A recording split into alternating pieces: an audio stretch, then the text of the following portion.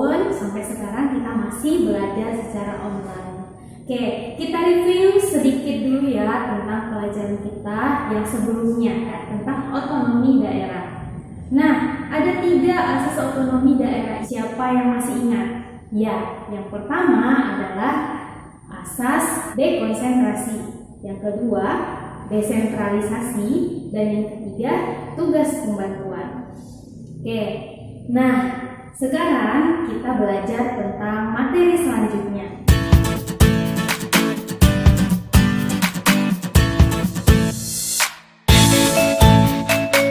yaitu peran daerah dalam kerangka Negara Kesatuan Republik Indonesia.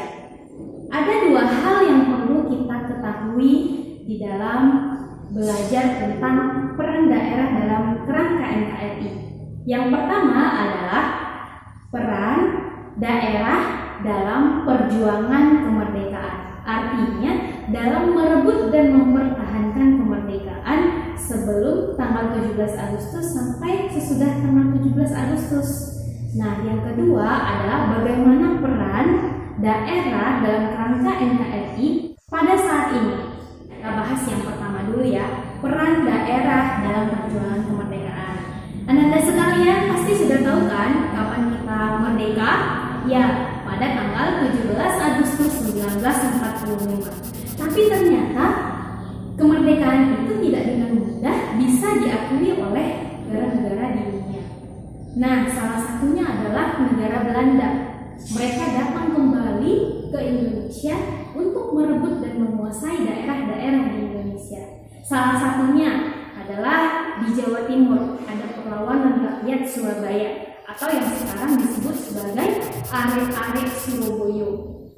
Di mana kejadian itu terjadi pada tanggal 10 November 1945. Padahal kita sudah merdeka kan ya pada tanggal itu dan tahun itu, tapi negara-negara penjajah masih datang untuk menguasai negara kita.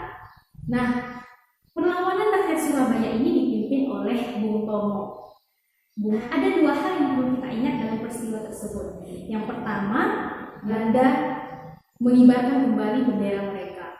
Pemuda Indonesia merobek bendera yang berwarna biru sehingga yang tinggal adalah berwarna merah dan putih seperti layaknya bendera kita Indonesia.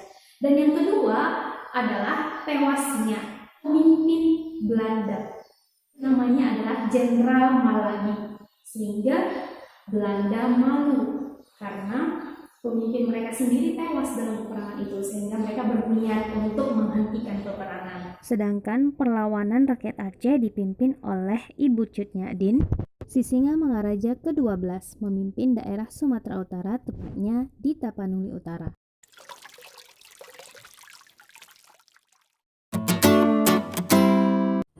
Nah, sebelum kita mempelajari bagaimana peran daerah dalam kerangka NKRI saat ini, ada baiknya kita mengetahui dulu bagaimana luas dan letak wilayah Indonesia. Nah, luas wilayah Indonesia dibagi menjadi daratan dan lautan. Kalau luas daratannya itu yaitu sekitar 1.922.570 km persegi. Sedangkan luas lautannya itu 3.257.483 km persegi. Nah, jadi bisa kita lihat bahwa yang paling luas adalah lautan daripada daratan. Itulah sebabnya kenapa negara Indonesia dikatakan sebagai negara maritim atau negara kepulauan. Nah, lalu bagaimana dengan letak wilayah Indonesia? Secara astronomi, letak Indonesia itu berdasarkan garis lintang dan garis bujur, yaitu terletak pada 6 derajat lintang utara sampai 11 derajat lintang selatan.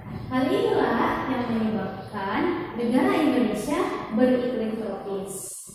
Nah, selanjutnya 95 derajat bujur timur sampai 141 bujur timur. Hal inilah yang menyebabkan adanya perbedaan waktu antara di barat, di tengah, dan di timur di Indonesia, yaitu selisihnya masing-masing 1 jam.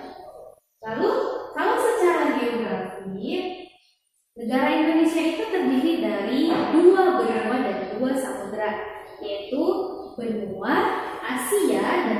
Asia, sedangkan Samudra Hindia dan Pasifik. Dan hal inilah yang menyebabkan adanya keanekaragaman suku, ras, dan agama.